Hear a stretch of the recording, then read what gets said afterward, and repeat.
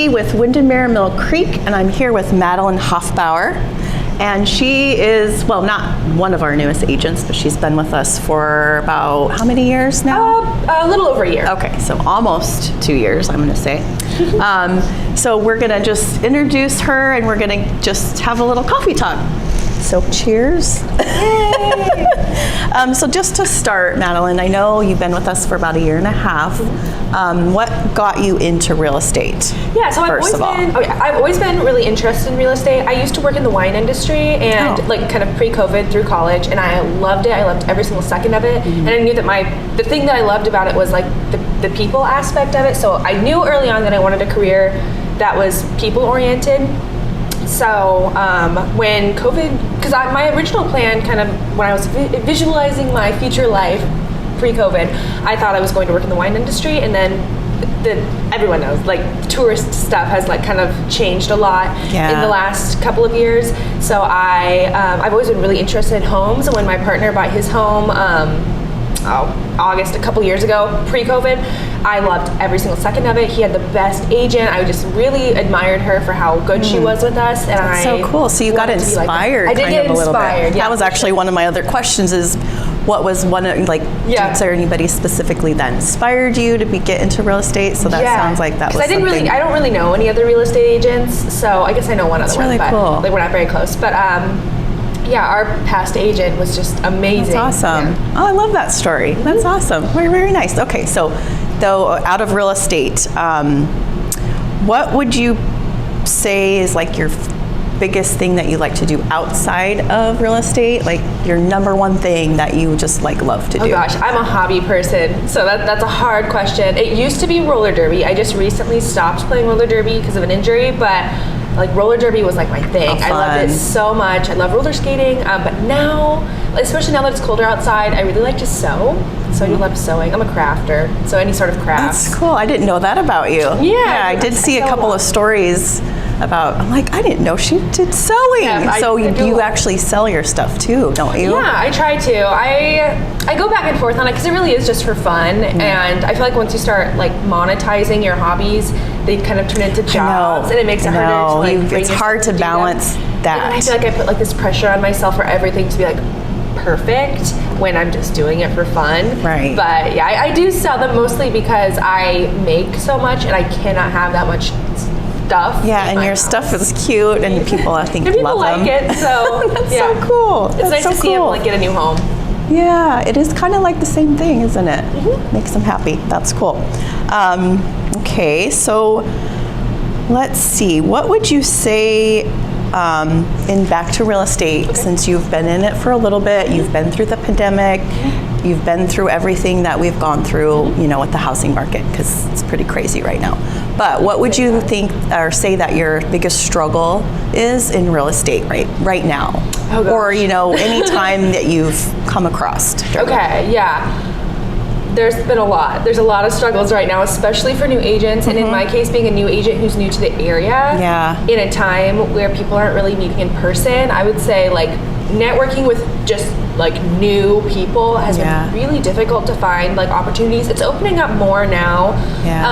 But like my first year was that everybody was inside their house. So that's right. There really wasn't a whole lot of like networking. And also, I mean, the obvious one, I work with a lot of like first-time home buyers, and they're just getting priced out of the market faster than they can like write an offer. Everything's escalating so fast that that's been really hard. And just being the bearer of bad news is really hard, and there's a lot of that, especially in this market. And so that's been really tough. Yeah, well, you seem to handle it pretty well. Just your personality just seems like, I would love to have you tell me some disappointing news. You know what I mean? Bad news. Sorry. It's all about just like, well, making sure that people like that your buyers are aware of the current market, so that they're being very communicative with and like each other. Being realistic each time you go into and from the start too, exactly. Right? So that's helped a lot, but there is always that pit in your stomach when you've got to get them on the phone to give them some bad news. Yeah. Okay, so tell me where you come from. I know when I was reading your bio, you come from Oregon, from a little farm town. Yeah. So you're like a farm girl. So you grew up on your grandma's farm? Yeah, so I'm from Hermiston, Oregon, which is just like a small town in eastern Oregon. It's about a half hour from the Washington border, so super far north. And cool. I went to college in Walla Walla, so I loved it there. I just feel like I got the best of both towns as far as like small towns on the east side goes. Yeah, for sure. Oh, sorry. Yeah, east side. Got it mixed up for a second. Yeah, east side, yeah. And yeah, my grandparents have a cattle farm in Hermiston, and I spent a ton of time there.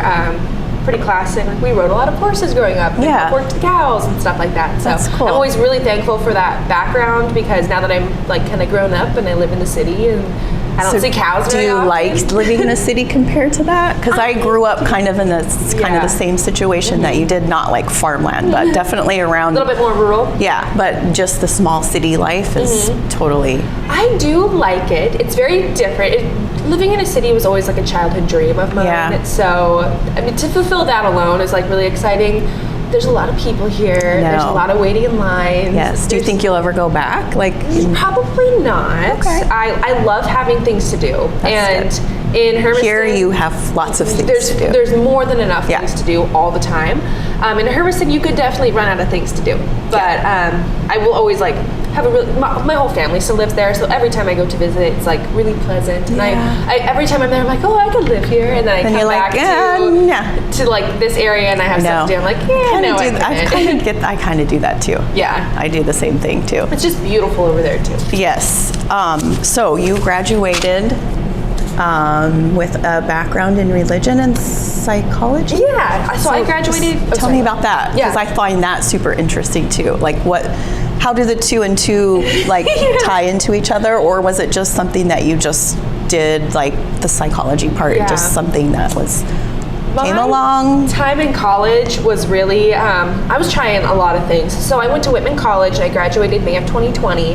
And my first half of my time in college, I was actually an English major, but I just did not like it. I was finding, like, when I was signing up for my classes, I was dreading my English classes. And I was like, there's probably a better option out there. Right. But the whole time I was there, I was taking religion classes. And Whitman's religious program is more like religious studies. It's not necessarily based in any one religion. Yes. So I was like, you know what, this is really where my passion's at. Like, at the end of your senior year, like, you have to write a thesis. Do I really want to have to spend that many months writing an English paper that I really do not care about, when I have like all of these good ideas for a religion thesis? So I made the switch, and I never looked back. It was honestly one of the best decisions I made in college, because I just found I wasn't dreading it anymore. Right. But with psychology, which was my minor, so I didn't take as many psychology courses, but that was another one where I was like, maybe I'll be a psych major. I was just kind of like trying out things, and I really, really, really loved it. But there were aspects of the degree program that I was like, I don't want to put myself through that. Like, I know, that is I was interested in psychology too in college. I thought it was fascinating, but it was like, whoa. When it came, I just knew that I loved the theory aspect of it, but I didn't love the research aspect of it. I had no real interest, like, in my career life to be a researcher. So I was like, I'll leave that to the people who love it. I'll take all the fun classes, get the minor. That's cool. And you can change any time you want. That's like the thing when you're in college. You don't have to be set on one thing. Exactly. And now you're doing real estate, so it's just like... Exactly. Like, all of that wasn't directly applicable. It's so cool, though. I find that so cool. Okay, let's get moving on. So you skated, which I think is so cool, and you were on a team called Go Sweets. Yeah, they were the Walla Walla Sweets, because like Walla Walla sweet onions. So that's so cool. Yeah, it was super nice. They were and you guys competed, and you. I did not, because I was still too new back then. But they compete all over the area. They still do, and all that stuff. They still do. Yep. I don't think, because a lot of roller derby teams kind of went on a hiatus, because we couldn't be together, and it's a very close contact sport, so you can't be breathing in each other's faces. Yep. So I think they may still be on a hiatus. I know a lot of the teams in this area are also on a hiatus, but yeah, I'm sure as soon as they can, they'll be back. Hopefully we can get back to a little bit of a normalcy, whatever that is. So I know I was telling you we have a lot of different similarities, but your outlook on, like, because you like to hike and you like to be outdoors, and you're just we just have a lot of things in common that I noticed. So tell me about that. Like where did that come from? Like, was that just always instilled in you, or is that something that like you were taught? Oh yeah, I was definitely taught. I didn't go on like I was probably like 15 the first time I went on a hike. I mean, Eastern Oregon, we have hills and mountains, but it's not really like here where there's a lot of trails. But my mom got really into hiking when I was like a young teenager, and I went on like one, and I hated it. I was like, why do people do this? That you wanted to do? No. And then I started doing. I just tried it again. I was like, oh, this is actually really cool. And so like I just kind of got into it. That's cool. My college is really outdoor focused, and so I got really like more into like actually learning how to do it and like make it a good experience in there. And I rock climbed a lot in college, so that was also a good. I haven't rock climbed. I don't know if I'll be doing that, but I definitely like hiking and being outdoors. Hiking is definitely it's a lot more accessible too. And it's it's just like peaceful, and it just brings you. You can do it by yourself. But I would say like rock climbing was probably the biggest catalyst to get me more into being an outdoor person. But my mom just randomly getting into it when I was a young teenager was like the start of it. Okay, that's cool. I like that. Okay, nice. Okay. So lastly, thank you for hanging in here with me. What would you say about our office that attracted you, or that you like, that being part of our office specifically? Everything. Joining Windermere Mill Creek was the best choice I could have made. And looking back, like when I first passed my real estate exam and I started looking for offices, I did not know what I was doing. I had chatted with one other agent, and she was just kind of like you'll know, you'll know. You will know. You do know. You'll know. Yeah. And she like gave me a couple of other pointers, but she was like, it's mostly a gut feeling because it's so dependent on your personality. But like Windermere Mill Creek's emphasis on like being a community and like really being there for each other.